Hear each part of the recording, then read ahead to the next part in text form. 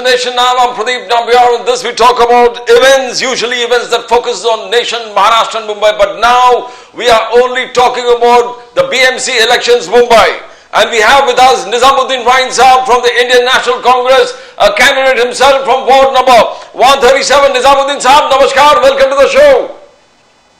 नमस्कार सर, नमस्कार। आपको हम लोग मिस करते हैं शाम के डिबेट्स में।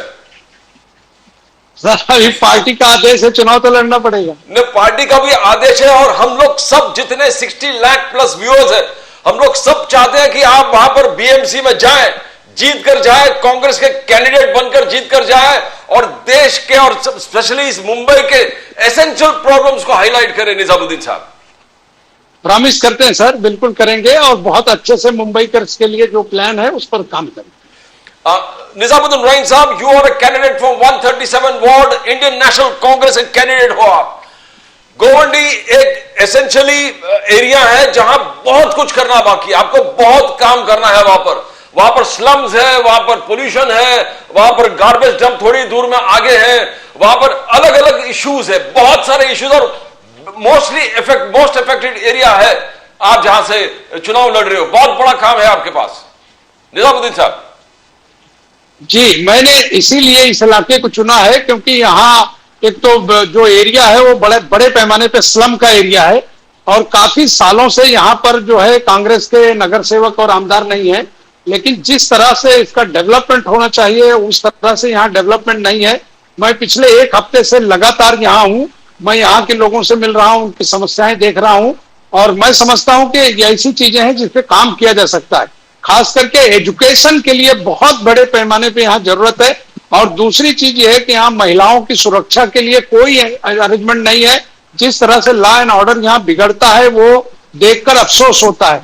हमारी बहनें, हम कहने को तो 50% उनको रिजर्वेशन देते हैं, लेकिन आज भी वो जिस तरह के हालात से यहाँ दो चार हैं, मैं समझता हूँ ऐसे में हम लोगों की जवाबदारी बढ़ गई है कि उनके लिए काम करना है। दूसरी सबसे बड़ी बात जो है, पूरे मुंबई में आपने सुना होगा कि गवंडी में ड्रग तस्करों का बोलबाला है, तो वो किसके संरक्षण में हो रहा है ये जवाबदारी देखना आज लोगों की के लिए है।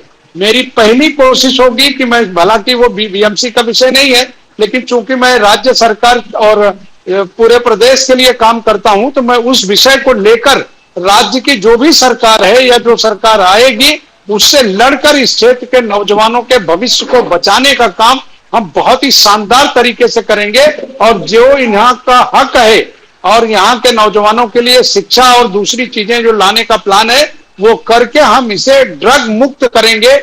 दूसरी एक चीज जो सबसे ज्यादा यहाँ मुझे नाम्बियार साहब देखने को मिली कि यहाँ डंपिंग ग्राउंड होने की वजह से कैंसर जैसी बीमारी बड़े पैमाने पर है। यहाँ हमारी कोशिश होगी, आप जानते हैं कि मैं पिछले 15 सालों से कैंसर के फील्ड में काम कर रहा हूं, तमाम देश के बड़े बड़े डॉक्टरों के साथ संपर्क है। मैं इसकी व्यवस्था बीएमसी तो करेगी ही करेगी, लेकिन अपनी टीम और अपने लोगों के माध्यम से भी यहाँ की जनता के लिए हम काम करके गवंडी को जिस तरह से ड्रग मुक्त करेंगे उसी तरह से कैंसर मुक्त करने के लिए भी हम पूरा प्रयास करेंगे। राइन साहब, निजामुद्दीन राइन साहब, बात यह है कि पोल्यूशन एक बहुत बड़ा इश्यू है। पोल्यूशन एक बहुत बड़ा इश्यू है गवंडी में। जहां आपने गार्बेज डंप की बात किया, वहां डंपिंग ग्राउंड्स है और डंपिंग ग्राउंड के माध्यम से बहुत पीआईएल भी बहुत सारे फाइल हुए बॉम्बे हाई कोर्ट में। जो टेबल वाटर में जो पानी जाके पोल्यूट कर रहा है, एक बहुत बड़ा पोल्यूशन प्रॉब्लम है, वाटर प्रॉब्लम है। आप लगातार इस चीज से means Mumbai level, Maharashtra level पर आप कर ही रहे हो, but how are you going to tackle this problem? वो गार्बेज का सॉल्यूशन, कोई सॉल्यूशन है क्या आपके पास? हाँ सर, देखिए ये जो विषय आपने अभी रखा, आपने खुद देखा होगा कि 3 या 4 दिन पहले मुंबई हाई कोर्ट ने म्युनिसिपल कमिश्नर को बुलाकर इस मामले को लेकर फटकार लगाई है। दूसरी चीज ये कि जो गार्बेज के इश्यूज हैं उस पर मेरा खुद बड़े पैमाने पे स्टडीज है और मेरी बहुत सारी कंपनियां जो देश में और देश के बाहर भी जो इस देश में कंपोस्ट बना रहे हैं या मिथाइन गैस बना रही हैं या उसमें जो निकलने वाले कचरे को अलग अलग तरीके से ब्रिक्स बना रही हैं, बहुत सारी चीजें हैं जिन पर मेरा अपना एक बड़ा काम है और बड़ी सारी एजेंसियों से अपनी पहचान है। जो हमने उसका प्रेजेंटेशन भी महानगर पालिका को दिया था जब दुनिया के 150 से ज्यादा देशों ने इस मुंबई के कचरे को खत्म करने के लिए जो सरकार की स्कीम आई थी उस पर काम करना था। लेकिन सरकारें किस तरह काम कर रही हैं वो आप खुद देखेंगे, लेकिन मेरा उस पर बहुत बड़े पैमाने पर स्टडी है। जब इस पर चर्चा होगी तो जो उनके पैनलिस्ट हैं और जो इसके स्पेशलिस्ट हैं, हम उनके साथ बैठकर ये प्रॉब्लम को न सिर्फ गौंडी बल्कि पूरी मुंबई में जहां जहां इसका विषय आ रहा है उस पर हम काम करेंगे, मुंबईकर को साथ जोड़कर। और जिस तरह का पोल्यूशन है, जिस तरह के लिए आज मुंबई शहर में आज हालत ऐसी हो गई कि हाई कोर्ट बार बार फटकार लगा रहा है और कारपोरेशन जो है नेताओं के दबाव में मस्त है। सिर्फ भ्रष्टाचार के चक्कर में जो लोग कारपोरेशन में आज बैठे हैं वो कारपोरेशन को लूट रहे हैं, मुंबईकरों को उसकी सुविधा नहीं दे रहे हैं। जबकि मुंबई शहर समंदर के किनारे बसा है। आज हालत ऐसी है कि सुबह बच्चा निकलकर अच्छे से घूम नहीं सकता, वो आंखें मलते हुए जाता है। आदमी को आज जो है मास्क लगाने की नौबत आ गई है, सिर्फ इसीलिए क्योंकि आज पोल्यूशन इतने बड़े पैमाने पर है। मेरी पहली प्राथमिकता होगी कि मैं जब हाउस में आऊंगा तो मैं अपने क्षेत्र के साथ साथ तमाम मुंबईकरों के लिए इस विषय पर काम करूंगा, क्योंकि इसके बारे में हमको जानकारी है। बहुत सारी हमारी कंपनियों से मित्रता है जो इस देश में और विदेश में कचरे का जो है सर्विस कर रहे हैं कि वो उसको ब्रिक्स कैसे बना रहे हैं, उससे जो है कंपोस्ट कैसे बना रहे हैं, और वो सारी चीजें हमने अलग अलग राज्यों में जाकर देखा है। वो हम मुंबई में जरूर लागू करने की कोशिश करेंगे। निजामुद्दीन साहब, आप वार्ड के लिए लड़ रहे हो, बीएमसी वार्ड 137 है ही, बट उससे भी बड़ा इशू एक आपके पास सामने है कि एडजॉइनिंग वहां पर कांजूर, आगे जाके कांजूर मार्ग में ये तकलीफ है डंपिंग ग्राउंड्स के। तो इसके लिए एक होलिस्टिक सॉल्यूशन चाहिए। जैसे आपने कहा एक साइंटिफिक मेथड लेके आपके पास एक प्लान है, तो क्या रिसाइकलिंग जिस तरीके से होना चाहिए, बिकॉज गोवंडी के लोग टोटली से ग्रसित है, they are affected by the problems, और पूरे ईस्टर्न एक्सप्रेस हाईवे मुलुंड तक जितने लोग हैं वो इफेक्टेड है। तो इसके लिए क्या आपके पास कोई ढंग का प्लान है? बिकॉज आप हाँ बोलिए। मैं इसको बहुत अच्छे तरीके से मैं इसको समझ सकता हूं कि ये कैसे इसको हम अलग अलग चीजों में चेंज करेंगे। ये जो कचरा है, हमारे पास मशीनरीज के बहुत सारी तैयारियां हैं, उन मशीनरीज पे इस कचरे को हम डालेंगे और उसमें से 5 चीजें निकालेंगे। हम इसका खाद बनाएंगे, खाद के अलावा हम इसके ब्रिक्स बनाएंगे जो ब्रिजेस बनाने और सरकारी बिल्डिंगों को बनाने में काम आएंगे। हम इससे मिथाइन पैदा करेंगे, हम इससे बिजली पैदा करेंगे। ये सारी स्कीम्स है, सरकार अगर ईमानदार होती तो ये सारा कर सकती है। बचे हुए कचरे का हम लैंडफिल करेंगे और जो बड़े बड़े गार्डन्स हैं इस राज्य में उनको हम कंपोस्ट बनाकर देने का काम करेंगे। हम आपको दावा करते हैं कि अगर हम यहां रहे तो 5 वर्षों में कचरे का ये जो ढेर लगा है आप देखेंगे। तो मैं ये कांजूर और दूसरी डंपिंग्स को भी हम ये बता देंगे कि देखिए अगर आप काम करना चाहें तो इतनी सारी स्कीमें हैं जो हम कर सकते हैं। जवाहरलाल नेहरू अर्बन का जो विषय है उसको हम ला सकते हैं। इसके लिए अलग से हम फंडिंग सरकार से ला सकते हैं। करोड़ों रुपए बीएमसी कचरा उठाने और कचरे के चक्कर में खा रहे हैं लोग। गलत ठेकेदारों को ठेका दे दिया गया जो सिर्फ लूट रहे हैं। मैं ये दावा करता हूं कि जिस दिन मैं आया और पहली प्राथमिकता हमारी होगी कि हम अपने वार्ड के साथ साथ मुंबई के लोगों को कचरा मुक्त कैसे जाना है और उसके लिए काम कैसे करना है। इस कचरे का हम बाहर नहीं फेंक रहे हैं, हम डंपिंग नहीं करने देंगे। हम उस कचरे का से तमाम चीजें निकालेंगे, हम हर चीजें अलग करेंगे। सूडा जो है उससे खाद बनाएंगे, ब्रिक्स बनाएंगे, जिसके बड़े पैमाने पे बड़ी बड़ी कंपनियां आज देश में परचेज कर रही हैं उस खाद को, क्योंकि वो खाद जो है उसमें केमिकल नहीं है, वो केमिकल फ्री है। तो वो अच्छी तरह से घरों में यूज हो सकती है, अच्छे अच्छे प्लांट में यूज हो सकती हैं। उसके तुरंत बाद हम ब्रिक्स बनाएंगे उसी कचरे से। जो आज कचरा दिख रहा है वो खूबसूरत बिल्डिंगों की दीवार बनाने के काम आएगा। हमारे पास पूरा प्रेजेंटेशन है। जब सरकार कहेगी या जब मीडिया वाले कहेंगे हम वो पूरा प्रेजेंटेशन रखेंगे। आप देखेंगे तो आपको यकीन होगा कि ये 10-15 साल पहले मुंबई में हो जाना था तो शायद ये पर्यावरण को हम बहुत अच्छे से बचा सकते थे। तो हमारे पास स्कीम्स है सर, मशीनरीज के लिए हमारे पास कॉन्ट्रैक्ट है, उसको हम लाएंगे और इस काम को हम करेंगे और मुंबईकरों को एक स्वस्थ शहर, एक खूबसूरत शहर जिसके लिए मुंबई जाना जाता है वो हम लाकर लोगों के सामने रखेंगे। आपने कहा कि Govandi one of the biggest slum areas है, बिगेस्ट स्लम एरियाज है। आपके सामने जबरदस्त चैलेंजेस है। नंबर 1 हाउसिंग के लिए सैनिटेशन, एक पूरे जितने झोपड़पट्टी है उनको आपको पुनर्विकास की तरफ एसआरएस स्कीम जो है उसको इन्वॉल्व करना पड़ेगा। एसआरएस के क्या किस प्रकार से आप देखते हो, क्या वो पूरा प्रोसेस स्लो डाउन हो गया है? बिकॉज गोवंडी को सर प्लान जो है राज्य सरकारें बनाती हैं, कारपोरेशन के जो खुद के डेवलप्ड हैं, कारपोरेशन खुद चाहे तो बहुत कुछ खुद कर सकती है, लेकिन वो बहाने बना करके आपने खुद देखा होगा कि एक दौर था जब मुंबई महानगर पालिका के पास 94,000 करोड़ का एक बजट था जो सेपरेट रखा हुआ था कि कभी भी किसी इमरजेंसी में काम आएगा। सरकारों ने लूट के नाम पर, डेवलपमेंट का नाम दिखाकर उन पैसों को लूटा। आज कोई एफडी कारपोरेशन के पास बची नहीं है और बाहर से वो कर्ज ले रहे हैं।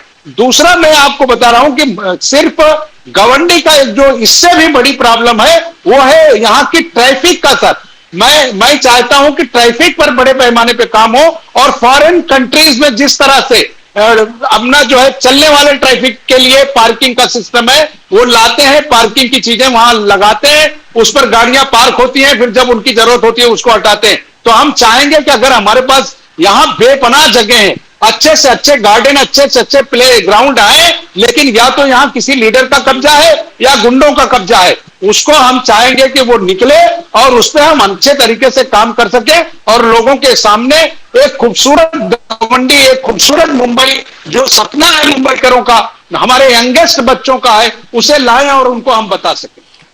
प्रोग्राम के शुरुआत में निजामुद्दीन साहब हम लोग यही चर्चा कर रहे थे कि हमारे यूथ को हमको बचाना है और जब भी ड्रग इन्फेस्टेशन की बात करें, ड्रग एरियाज अफेक्टेड है, तो सबसे पहला जो नाम आता है वो गोवंडी का आता है। इसमें ड्रग पेडलर्स भी है और ड्रग कंज्यूमर्स भी है, छोटे छोटे बच्चे टोटली नशा में टोटली इन्वॉल्व हो चुके हैं और पूरे हमारे यूथ जो है, नया यूथ, वो एक बिगड़ने के, एक डिस्ट्रक्शन की तरफ जा रहा है।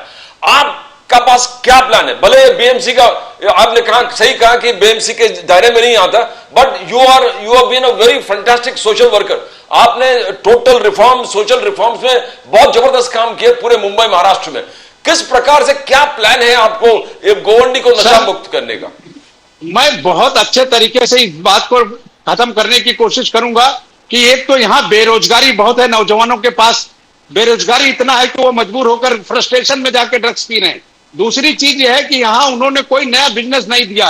हमारी पहली कोशिश होगी कि राज्य के जो बड़े इंडस्ट्रियलिस्ट हैं उनके साथ बैठ के जो एम्प्लॉयमेंट निकलता है वो खास गवंडी के लिए लाने का हम काम करेंगे और सरकार की जो निधि आती है एजुकेशन के लिए, ज्यादा से ज्यादा निधि निकल जाती है। ये चूंकि माइनॉरिटी डोमिनेटेड इलाका है, खास करके मुस्लिम ज्यादा है, तो मैं चाहूंगा कि मौलाना आजाद फाइनेंशियल कॉर्पोरेशन और सेंट्रल से मौलाना आजाद का जो दूसरा एक विषय आता है, उनके फंड लाकर यहाँ एजुकेशन का हम सिस्टम कायम करने की कोशिश करेंगे। और हम चाहेंगे, क्योंकि यहाँ स्कूल जो है वो हाई स्कूल तक छोटे छोटे जगहों पर बने हैं, अगर बिल्डिंग है तो उसका कोई जो है तैयारी नहीं है। हम उसके लिए एक एजुकेशन सिस्टम बैठकर बड़ी एनजीओ जो मुंबई में काम करती है उनसे, और आप जानते हैं कि तमाम बड़े इंडस्ट्रीज के पास कारपोरेट फंड हैं, हम उनका इस्तेमाल करेंगे, उनसे रिक्वेस्ट करेंगे कि इंसानियत के नाम पर आप इस खूबसूरत शहर में आप जो पैसा कारपोरेट में निकलता है कारपोरेट फंड के नाम पर,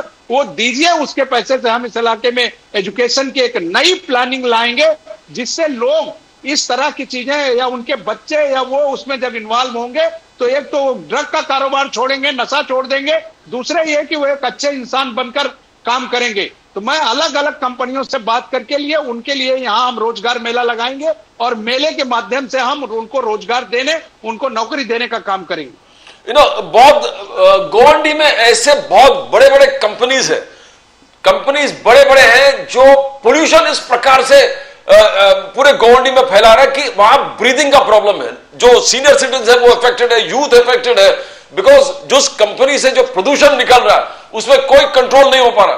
ना एमपीसीसी को, महाराष्ट्र पोल्यूशन कंट्रोल बोर्ड कुछ कर रहा है, ना कोई भी नोडल एजेंसी इस पर कोई काम नहीं कर रहा है। ये आपके सामने बहुत बड़ा चैलेंज है। जब हम लोग AQR की बात करते हैं, हर चीज की बात करते हैं, गोवंडी मोस्ट अफेक्टेड, ये एक बहुत बड़ा चैलेंज है निजामुद्दीन साहब आपके लिए, बोलिए। नहीं, मैं उस पर जो है महाराष्ट्र पोल्यूशन कंट्रोल बोर्ड के साथ चर्चा करूंगा, राज्य में जो हमारे इसका सरकारी डिपार्टमेंट है उनके साथ चर्चा करूंगा और उसका सलूशन जो निकल सकेगा। क्योंकि अगर सरकार को कंपनियां बंद करना पड़े तो उन्हें बंद करना चाहिए, क्योंकि इंसान रहेगा तो फैक्ट्री काम आएगी, इंसान रहेगा तो वो समाज पनपेगा और समाज के लिए काम होगा। इसलिए मैं ये आपके सामने जनता से भी कहता हूं, आपके करोड़ों लोग आपके चाहने वाले हैं, चैनल के माध्यम से कहता हूं कि उसके लिए हम पूरी ताकत लगाएंगे। कांग्रेस की पूरी लीडरशिप इस इशू को लेकर आएंगे कि राज्य में जो गलत काम पोल्यूशन कंट्रोल बोर्ड या जो इस तरह की कंपनियां कर रही हैं उन पर नकेल लगाने का काम करेंगे, सरकार को उस पर झुकाएंगे और जनता के हित का काम करेंगे। बिकॉज बहुत सारे लोग जो गोवंडी के रिएक्शन आ रहे हैं वहां से कि ट्यूबरक्लोसिस के शिकार है, अस्थमा के शिकार है, ब्रीदिंग जितने रेस्पिरेटरी डिजीजेज है मैक्सिमम का उनका कहना है गोवंडी में है। एक चैलेंज है आपके पास निजामुद्दीन साहब।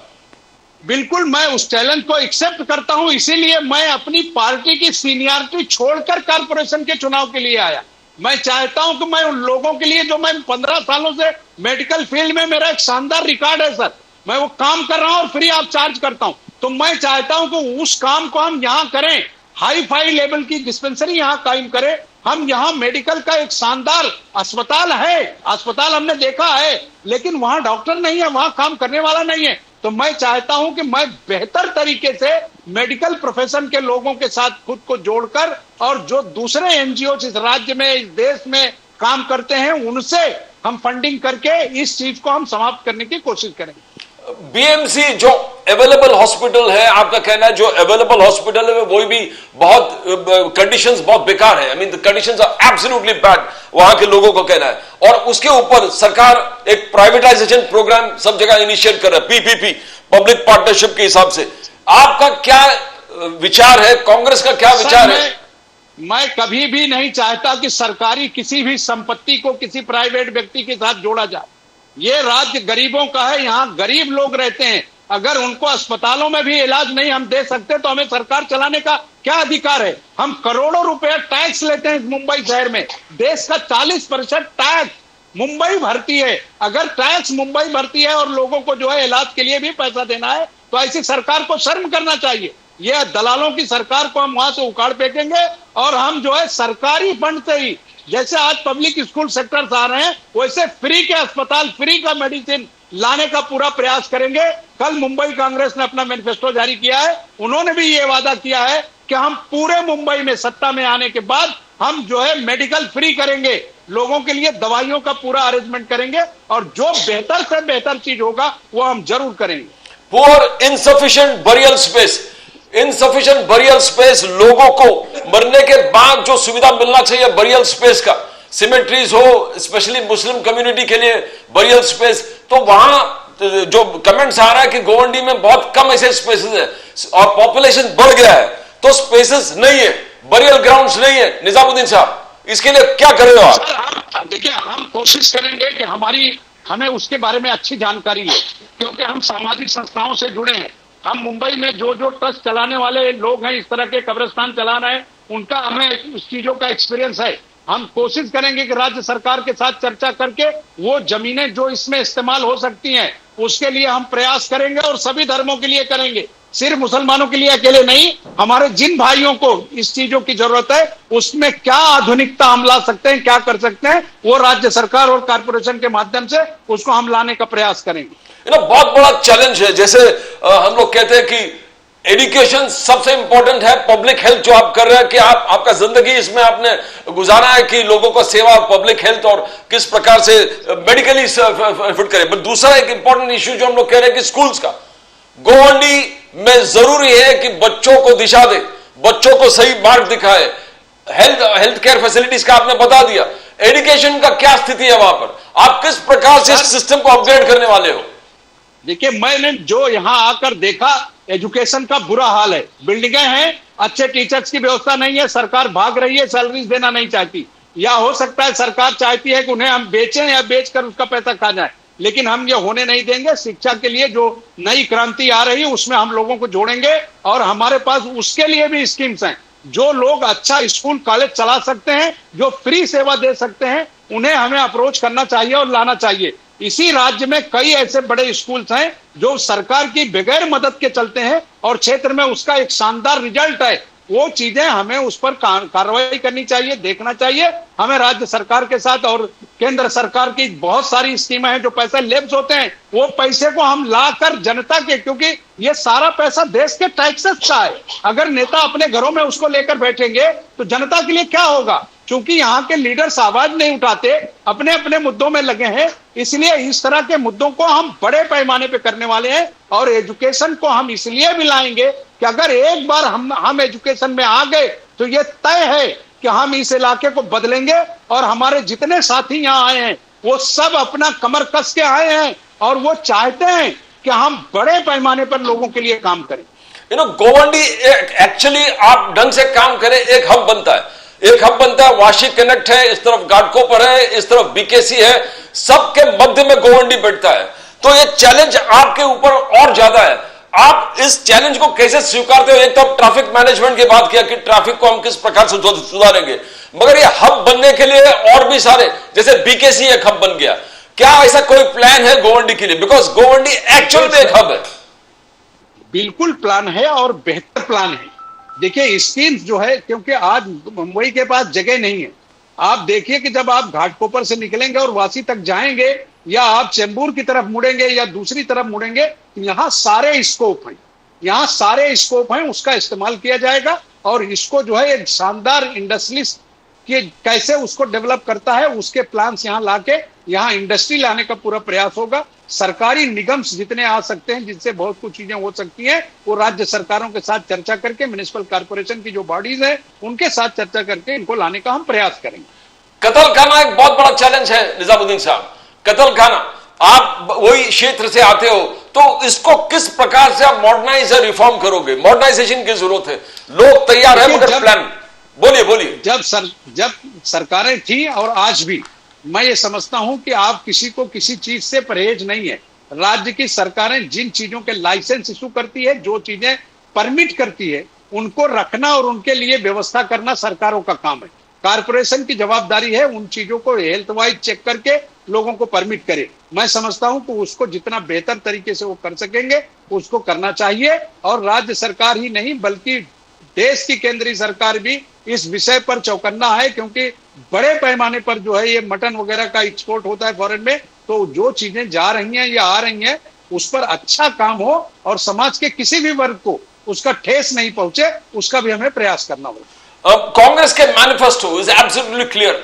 कुछ आप ऐसे प्रेरित है कांग्रेस के मैनिफेस्टो से जो आप उसका जिक्र करना चाहते हो निजामुद्दीन साहब, कि ये सबसे अच्छा मैनिफेस्टो क्यों है कांग्रेस के मैनिफेस्टो?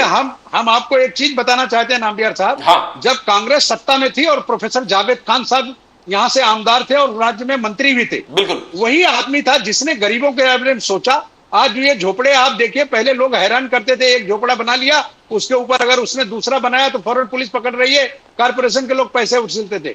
हमारे जावेद खान साहब ने 14 फीट का ऑफिशियल परमिशन दिया। ऑफिशियल 14 फुट आप बना सकते हो, आप नीचे रहो, ऊपर माला दे दो, किसी को भाड़ा कमाओ, या आप ऊपर रहो, नीचे की दुकान दे दो। तो ये सारा प्लान हम गरीबों के लिए सोचते हैं। झोपड़पट्टियों का डेवलपमेंट कांग्रेस लेके आई, कांग्रेस ने ये सब किया। तो मैं ये समझता हूं कि मेरी पहली कोशिश होगी कि हमारे मुंबई शहर को, आपने देखा होगा कि हमारा जो मैनिफेस्टो पहला पार्ट आया, हमने 4 पार्ट में मैनिफेस्टो लाया। पहले पार्ट में जो हमारा मैनिफेस्टो आया वो हमने नारीमन पॉइंट पर किया, हालांकि हमारे ऊपर पुलिस केस रजिस्टर हुआ, लेकिन फिर भी हमने किया। क्यों? कि हम मुंबईकर को बताना चाहते हैं कि आपको हम साफ सुथरा मुंबई कैसे दे सकते हैं और कैसे हम पर्यावरण को बचा सकते हैं, वो हमारी जवाबदारी है और आप हमारे साथ आइए। दूसरा मैनिफेस्टो हमने जारी किया बस के अंदर। हम चाहते हैं कि बीएसटी की बसों का जो हाल इन्होंने कर रखा है, आप चल नहीं सकते सर, गरीब आदमी उसमें, उसका अगर कमजोर है तो उसके पेट की हड्डियां टूट जाएंगी उसके बॉडी की। तो उसके लिए हम एक अच्छा बढ़िया तरीका लाएंगे जो हमने वहां किया। तीसरा, चूंकि उत्तर भारतीयों का मुंबई से पुराना संबंध है, यहाँ की छोटे छोटे रोजगार, दूध, पानी, तमाम छोटे भाजी वाला, फ्रूट वाला, ये सारे लोगों के डेवलपमेंट से, उनकी मदद से मुंबई खड़ी हुई है। तो मैं ये समझता हूं कि कांग्रेस ने हमेशा गरीबों के लिए काम किया और गरीब हमेशा कांग्रेस के साथ रहा। हम ये समझते हैं कि हमारे लीडर्स सब बहुत सचेत हैं, इसलिए इतना खूबसूरत मैनिफेस्टो बना रहे हैं। और मैनिफेस्टो वो भी मुंबई की जनता से पूछ के बना रहे हैं, हर धर्म के लोगों से पूछ के बना रहे हैं, और खास करके युवाओं से पूछ के बना रहे हैं कि हम रोजगार आपको कैसे दे सकते हैं, अस्पताल की सुविधा, शिक्षा की सुविधा हम आपको कैसे दे सकते हैं। ये सब उनसे चर्चा करके, और वो मैनिफेस्टो हम जनता के सामने रख रहे हैं। और पार्ट वाइज इसीलिए रख रहे हैं कि लोग उनके दिमाग में रहे कि ये कांग्रेस करने वाली है। और आप 50 साल का इतिहास देखेंगे तो जो कांग्रेस ने वादा किया है वो सब कांग्रेस ने किया है। ये सिर्फ आज बेचने का काम कर रहे हैं। जितना हमारे नेताओं ने बनाया था, आज के नेता उसको बेच रहे हैं। ये निजामुद्दीन साहब, करप्शन एक बहुत बड़ा इश्यू है, आप भी बार बार उठा रहे थे, और हम लोग ने इतने देखा कि करंट एक्यूजेशन जो करंट सरकार पे है कि एकदम खुली तरह ओपनली करप्शन फ्लॉट कर रहे हैं। बीएमसी काम करने के लिए एजेंट्स, कॉन्ट्रैक्टर्स और कॉन्ट्रैक्टर्स कमीशन, इसको कैसे टैकल करोगे कि टॉप क्वालिटी काम हो जाए आपके क्षेत्र में? सर, जिस दिन बीएमसी पे कब्जा होगा, आप देखेंगे कि जितने भ्रष्ट ठेकेदार जिनको इन्होंने पाल रखे हैं वो जेल के शिक्षों में होंगे। अधिकारी को पता है कि उन्होंने कहां बेईमानी किया और सारा राज खुलने वाला है। और आपने देखा होगा कि जितने पैसे इन्होंने खाए हैं, कांग्रेस लगातार आवाज उठाई रही है। कांग्रेस ने लगातार उनके, जब हमारे कारपोरेटर थे 4 साल, तो तभी कारपोरेटर नहीं, हमारे 4 साल पहले तक हाउस में आप जितनी भी आप डिबेट देखेंगे उनमें आप देखेंगे करप्शन कांग्रेस का बड़ा मुद्दा रहा है, कांग्रेस ने उठाया। खुद राज्य के मुख्यमंत्री, स्वयं प्रधानमंत्री ये कहते हो कि करप्शन में फला फला फला नेता शामिल है और उसके बाद उसको गले लगाते हो, तो भ्रष्टाचार कौन कर रहा? लूट इनके रहे, सत्ता इनकी है, डबल ट्रिपल इंजन की इनकी सरकारें हैं, तो जेल जाने की भी ये तैयारी करके रखे, क्योंकि कांग्रेस आ रही है और आएगी तो एक एक पाई का हिसाब लेगी और वो हिसाब जनता के सामने रखेगी। ये भ्रष्ट नेताओं के सारे चरित्र हम खोल के रख देंगे और आप देखेंगे कि इनकी जगह जेल है और जेल में रहेंगे। 60 लाख व्यूअर्स जो हमारे देख रहे हैं वो सब चाहते हैं निजामुद्दीन साहब आप जीते, बिकॉज आपके आइडियाज एकदम ट्रांसपेरेंट है, आपके पास विजन है, आप करप्शन को किस प्रकार से फाइट करेंगे वो आपके पास रोड मैप है, डेवलपमेंट का रोड मैप है। फाइनली लोग, जो गोवंडी के लोग हैं, उनको क्या संदेश देंगे आप कि आपको क्यों चुने? हम जानते हैं कि आप जीतने वाले। आपके 60 लाख लोग इस वक्त देख रहे हैं देश के, इस चैनल को अभी 60 लाख लोग देख रहे हैं। बिल्कुल, मैं उस 60 लाख लोगों से निवेदन करूंगा कि आप हमारे लिए दुआ करिए कि हमारी जो टीम मुंबई कांग्रेस से आई है गवंडी के लिए, वो हम सब लोग जीतकर हाउस में जाएं और आपके चैनल के माध्यम से जब हम वापस आएंगे तो आप हमसे सवाल करिएगा कि कौन कौन से आपने वादे किए थे, वो हम सब पूरा करके मुंबईकरों की सेवा में रखेंगे। We know you are going to win. हमारे पूरे व्यूअर्स जानते हैं कि Nizamuddin Raeen sahab from the Indian National Congress 137 जीत के आने वाले। मुबारकबाद पहले से देता। Thank you for being on the show. All the best from us, from Nation Now and its viewers. Thank you. विजय भव निजामुद्दीन जी। Fantastic. That's our round of candidates who are winning and who have got a commitment towards Mumbai कि मुंबई को हम किस प्रकार से सुधारेंगे, मुंबई को corruption के क्लचेस से किस प्रकार से निकालेंगे, 70,000 करोड़ प्लस बजट को हम किस प्रकार से ट्रांसपेरेंट तरीके से ओनली फॉर डेवलपमेंट इस्तेमाल करेंगे, करप्शन को मिटाएंगे, डेवलपमेंट करेंगे, एंड जो प्राइमरी चीजें हैं, जो स्कूल्स है, अस्पताल है, हॉस्पिटल्स है, मेडिकल डिस्पेंसरीज है, उसको गरीब से गरीब फायदा किस प्रकार से उससे पहुंचाए। We'll come again tomorrow with more episodes of this, of BMC candidates from all the parties who are dedicated towards Mumbai and the nation. That's all from Pradeep Nambiar, Nation Now. As we say in every system, there has to be a congruence between the way people make wealth and the way they govern themselves. If the economic and political systems are dissimilar, one will eventually destroy the other. We'll come back again with more news from the center, Maharashtra and Mumbai. Till then, it's bye for now.